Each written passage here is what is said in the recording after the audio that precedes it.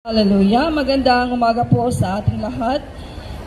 We thank God for giving us today, for giving us a wonderful day. Salamat po tayo sa Panginoon kasi maganda po ang panahon ngayon. So wherever you are, kung saan po ang naabot ng mikroponong ito, we are inviting you to please listen to the Word of God because the Word of God gives life.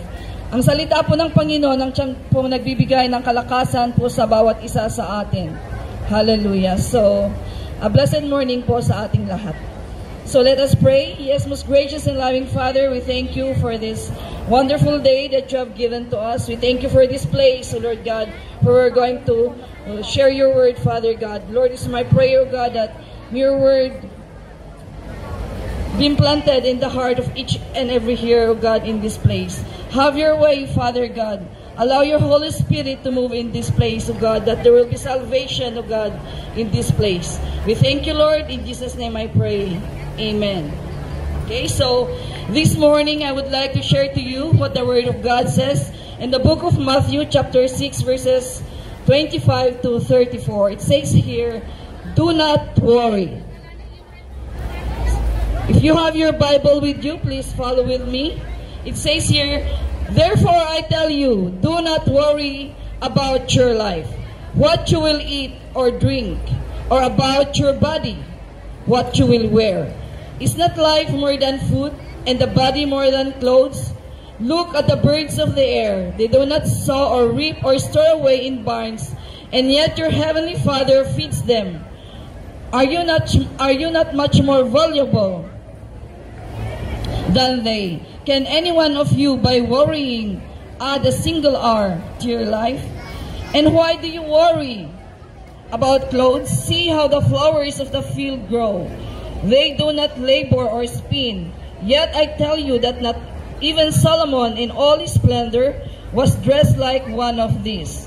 If that is how God clothes the grass of the field, which is here today and tomorrow is thrown into the fire, will he not much more clothe you, you of little faith? So do not worry, saying, what shall we eat, or what shall we drink, or what shall we wear? For the pagans run after all these things, and your heavenly Father knows that you need them. But seek first his kingdom and his righteousness, and all these things will be given to you as well. Therefore do not worry about tomorrow, for tomorrow will worry about itself. Each day has enough trouble of its own. Hallelujah. We thank God for his word. Indeed, we are in a time wherein most people of today are worrying. Worrying does not come from God. Worrying is a sin.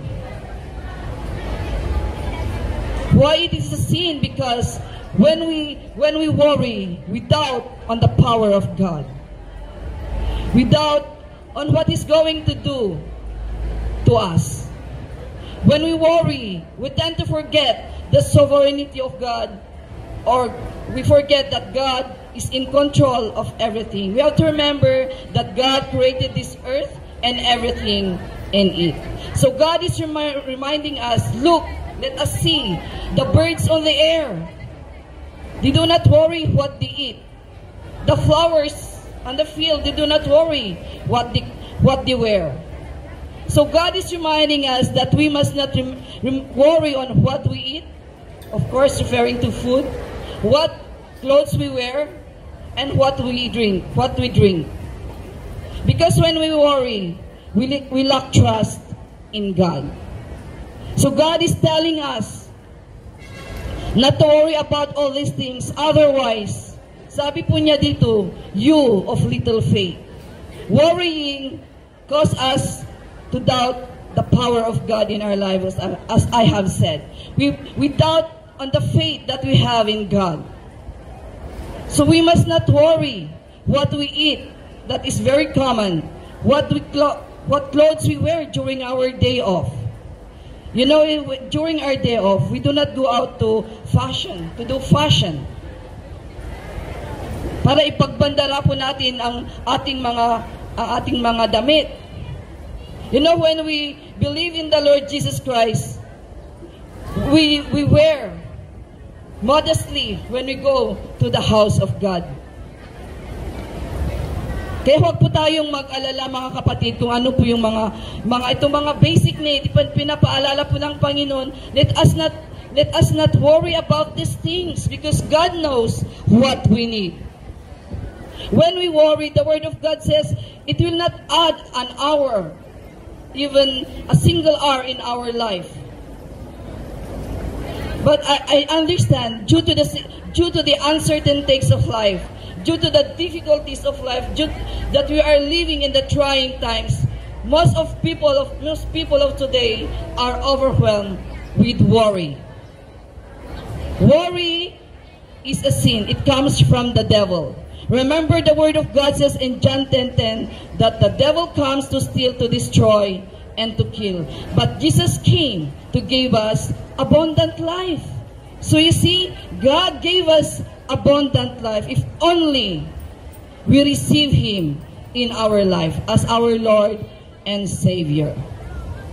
Sabi po niya dito, those people that keeps on worrying on what they eat, what they drink, or what they wear, sabi po niya dito, they are like pagans that run after all these things.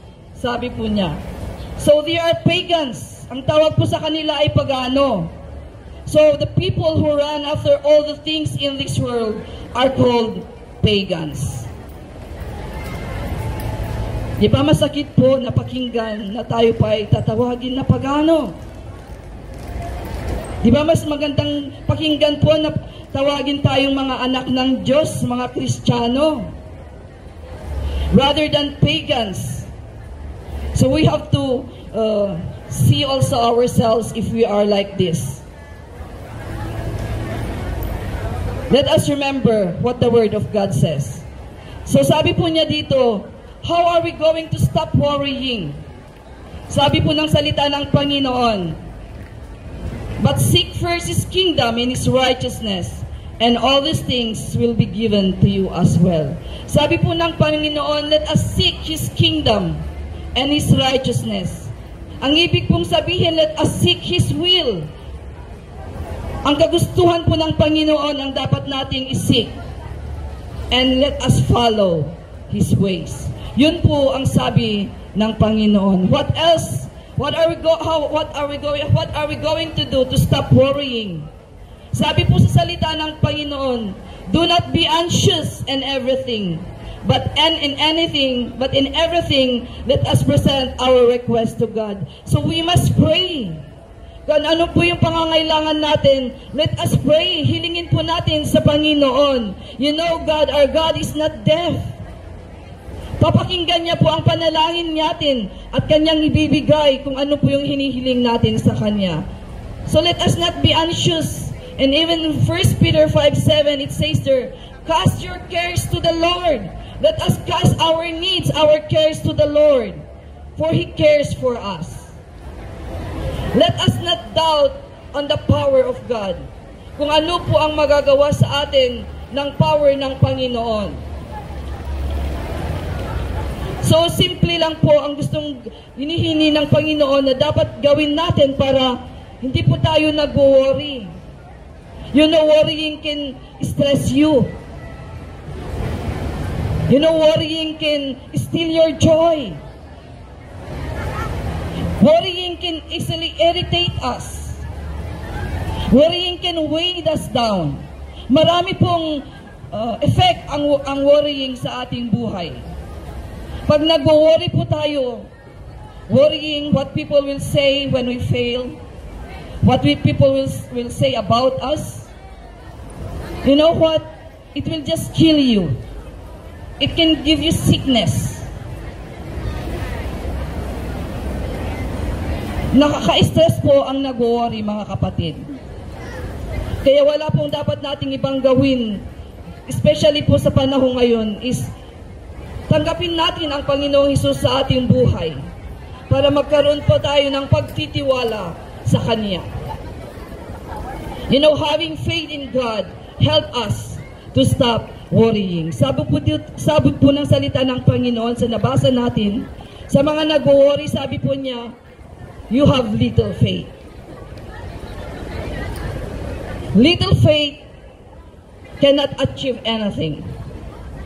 That's why God wants us to have a great faith, an active faith, so that anytime, whatever we ask, ibibigay po ng Panginoon.